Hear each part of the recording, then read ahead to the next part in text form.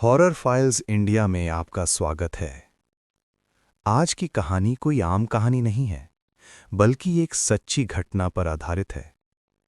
तो चलिए बिना वक्त गवाए सीधे अपनी कहानी की तरफ बढ़ते हैं। ये घटना है महाराष्ट्र के एक छोटे से गांव पाटन की। ये गांव पहाड़ियों और जंगलों के बीच बसा हुआ है। दिन के समय ये जगह बेहद शांत और खूबसूरत लगती है, लेकिन रात होते ही पूरा इलाका एक अजीब सन्नाटे में डूब जाता है। गांव के लोग कहते हैं, इस गांव के जंगल में एक रास्ता है जिसे लोग कहते हैं सातवां रास्ता, क्योंकि उस जंगल में 6 रास्ते तो सामान्य हैं, लेकिन एक रास्ता ऐसा है जो सिर्फ रात में दिखाई देता है, और जो भी उस रास्ते पर चला गया वो कभी वापस नहीं आया। ये कहानी शुरू होती है साल 2023। बरसात का मौसम था। गांव के पास एक छोटा सा कॉलेज था। वहीं पढ़ते थे 3 दोस्त, आरव, सौरभ और निखिल। तीनों बहुत अच्छे दोस्त थे और तीनों को रात में घूमना और एडवेंचर करना बहुत पसंद था। एक दिन कॉलेज के बाहर चाय की दुकान पर बैठे हुए सौरभ ने कहा, यार, सुना है यहां पास के जंगल में कोई भूत वाला रास्ता है। निखिल हंस पड़ा, अरे भूत वूत कुछ नहीं होता, लोग बस कहानियां बनाते हैं। लेकिन आरव थोड़ा चुप था। उसने धीरे से कहा, मेरे दादा बताते थे, उस रास्ते पर रात में कभी मत जाना।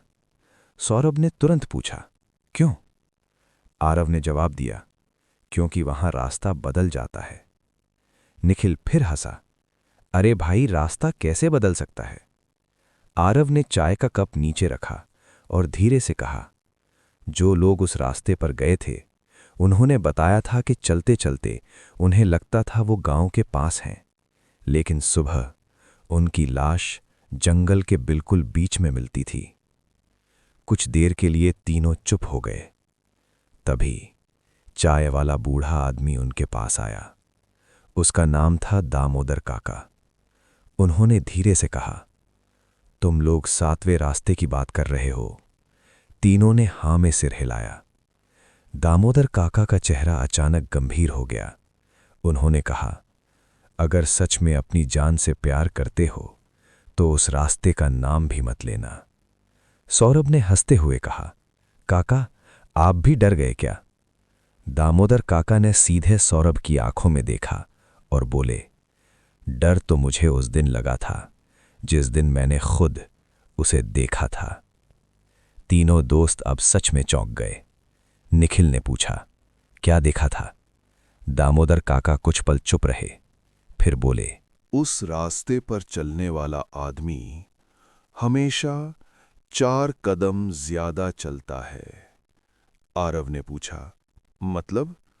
काका बोले, मतलब तुम 3 लोग जाओगे तो वापस 4 परछाइयां लौटेंगी। तीनों दोस्तों की रीढ़ में हल्की सी सिहरन दौड़ गई, लेकिन सौरभ फिर भी हंस पड़ा। बस काका, आज रात ही चलते हैं, देखते हैं कौन आता है। आरव ने तुरंत कहा, नहीं यार, मुझे ये ठीक नहीं लग रहा। लेकिन निखिल ने भी कहा, डर मत, हम तीनों साथ रहेंगे। और आखिरकार उन्होंने फैसला कर लिया। आज रात 12 बजे वो जंगल जाएंगे। रात हुई, 12 बजे का समय। पूरा गांव सो चुका था। तीनों दोस्त टॉर्च लेकर जंगल की तरफ बढ़ने लगे। जंगल के अंदर ठंडी हवा बह रही थी, पेड़ों की शाखाएं हिल रही थीं और हर तरफ गहरा अंधेरा था। करीब 10 मिनट बाद उन्हें एक जगह 7 रास्ते दिखाई दिए। 6 रास्ते सामान्य थे, लेकिन 7वां रास्ता पूरी तरह धुंध से ढका हुआ था। सौरभ मुस्कुराया, यही होगा, और वो सबसे पहले उस रास्ते पर चल पड़ा। तीनों धीरे धीरे आगे बढ़ने लगे, लेकिन कुछ मिनट बाद आरव अचानक रुक गया।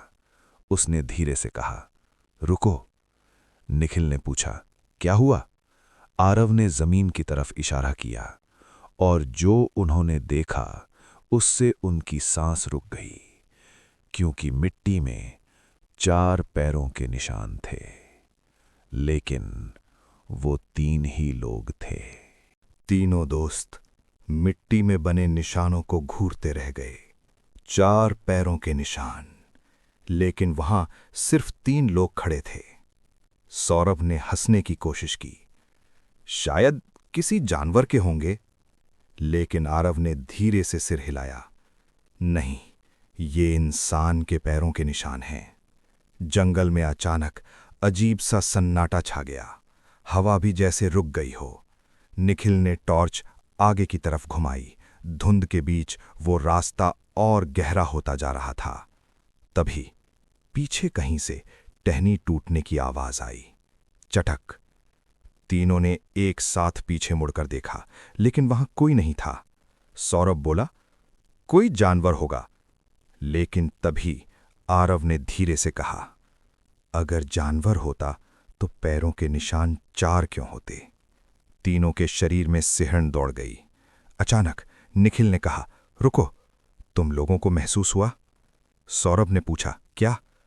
निखिल ने धीमी आवाज में कहा, कोई हमारे पीछे चल रहा है। तीनों अब चुप हो गए और तभी उन्हें साफ सुनाई दिया, ठक ठक ठक, जैसे कोई चौथा इंसान उनके पीछे धीरे धीरे चल रहा हो। लेकिन जब भी तीनों पीछे मुड़ते वो आवाज रुक जाती। जंगल और भी अंधेरा होता जा रहा था। धुंध घनी हो रही थी। सौरभ ने कहा, मुझे लगता है हमें वापस चलना चाहिए। लेकिन जब तीनों पीछे मुड़े तो उनके पैरों तले जमीन खिसक गई, क्योंकि पीछे कोई रास्ता ही नहीं था। जहां से वे आए थे वो रास्ता गायब हो चुका था। अब सिर्फ एक ही रास्ता बचा था, वही 7वां रास्ता।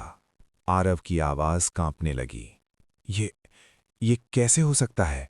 निखिल बोला, हम तो सीधा चले थे। लेकिन तभी जंगल के अंदर से एक आवाज आई, बहुत धीमी, आगे चलते रहो। तीनों जम गए। सौरभ ने डरते हुए पूछा, किसने बोला? लेकिन जवाब नहीं आया। अचानक उनकी टॉर्च एक साथ बंद हो गई। पूरा जंगल घोर अंधेरे में डूब गया और उसी अंधेरे में तीनों ने एक चीज देखी। धुंध के बीच एक काली आकृति खड़ी थी। वो धीरे धीरे उनकी तरफ चलने लगी।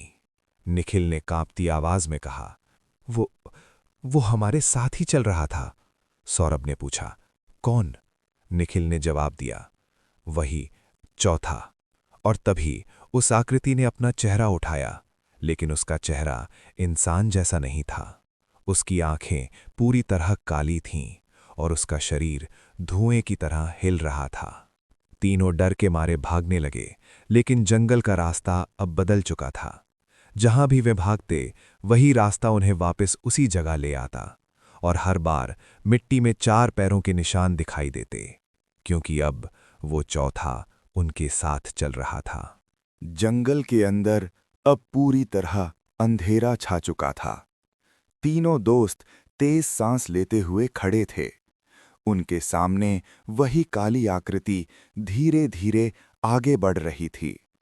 उसके कदम जमीन को छू भी नहीं रहे थे, फिर भी मिट्टी में 4 पैरों के निशान बन रहे थे।